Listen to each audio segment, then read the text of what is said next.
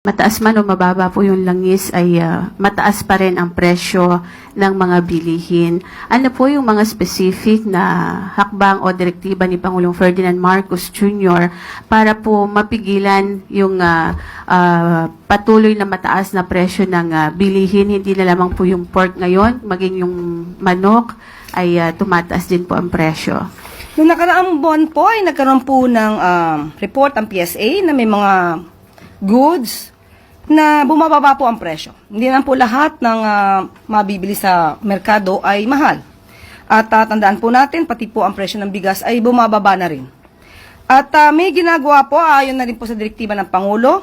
Ang isa po na mababanggit ko po na ginawa po at naging successful po, si DI Secretary Cristina Roque, ay nagkaroon po sila ng kasunduan ng Canned Sardines Association of the Philippines kahapon po, June 23, 2025, at napagkasundoon na hindi po itataas ang presyo ng dilatang sardinas.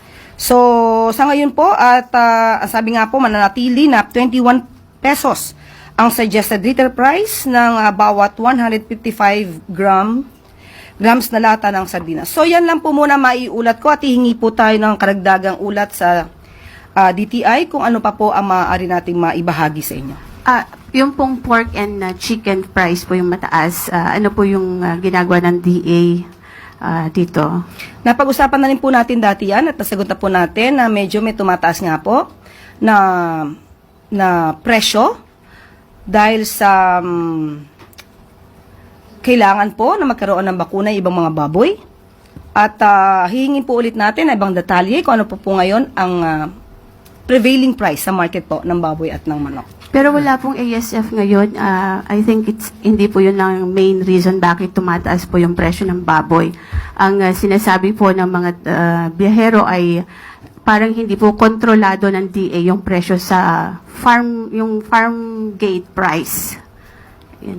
Okay po, tatanungin po natin si DA Secretary patungkol po dyan kung may katotohanan po ang report na yan. Thank you, Eden.